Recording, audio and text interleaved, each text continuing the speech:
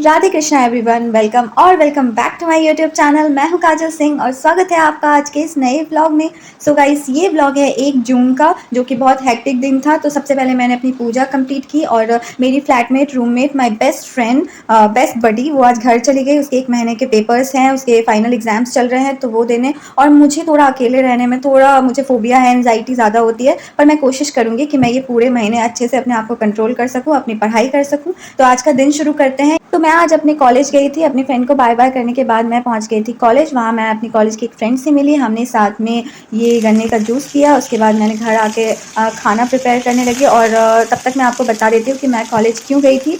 तो बेसिकली मुझे कॉलेज से डिग्री अप्लाई करनी थी। आपको पता है कि पिछले साल ही मेरा ग्रेजुएशन हुआ है कंप्लीट। तो मैं डिग्री कॉलेज से लेने के लिए गई थी और जो मेरा काम हो भी गया है, पर शायद मुझे एक बार और जाना पड़ सकता है उसके लिए। और उसके बाद मैंने अपने खाना तो बना लिया था, बट खाने का टाइम नहीं था क्योंकि लाइब्रेरी जाने के लिए लेट हो रहा था। तो मैंने लंच बॉक्स में खाना रख लिया ताकि मैं वहाँ पे ही खाना खा लूँ। और उसके बाद मैं निकल गई लाइब्रेरी के लिए रेडी होकर। और अब तो घर लॉक ही करना पड़ेगा भाई, अकेले जो है।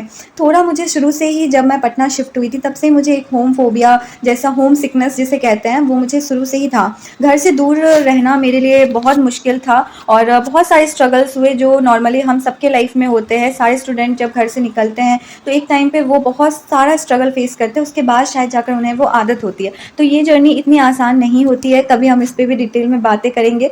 पर आज मेरे लिए चैलेंजिंग ये है कि मैं पहली बार पूरे 1 महीने या फिर 40 दिन में भी मैं उतना अकेले रहने वाली हूँ। और ये मेरे लिए थोड़ा चैलेंजिंग है अपने आप में, क्योंकि मैं थोड़ा एंजाइटी और डिप्रेशन से भी शिकार रही हूँ पिछले 2 महीने से।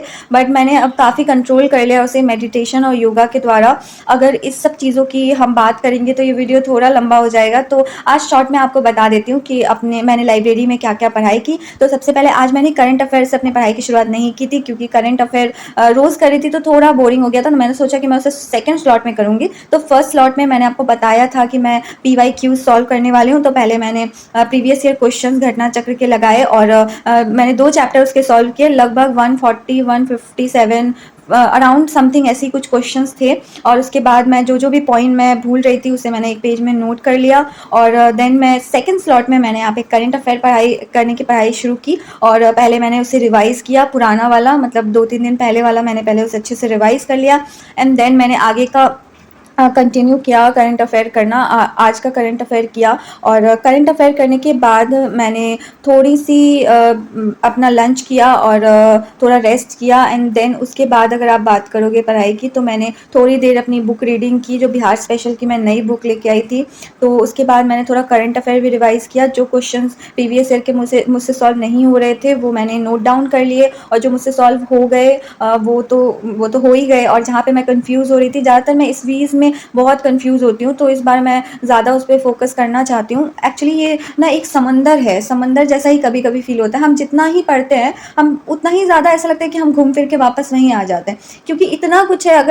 अगर मैंने एक वीक कोई सब्जेक्ट पढ़ा है, अब मुझे उस सब्जेक्ट की सारी चीज़ें पता है। बट उसके बाद क्या होता है ना, जब नेक्स्ट वीक आप कोई वो सब्जेक्ट और उसके 2-4 चैप्टर्स पढ़ लेते हो, आपको इतना ज़्यादा चीज़ें पता चल जाती है कि आप पिछले वीक या पिछले महीने वाली चीज़ें भूल जाते हो। और फिर हमें ऐसा लगता है कि हमें कुछ नहीं आता है। तो पर ऐसा नहीं है, टाइम पे हमें चीज़ें याद आ जाएंगी, या नेक्स्ट टाइम पे रिवाइज़ करने में कम टाइम लगेगा। आई होप, मैं भी ऐसा आशा करी कि मेरे साथ यही हो, क्योंकि अगर भूल गई तो फिर बहुत प्रॉब्लम होगा।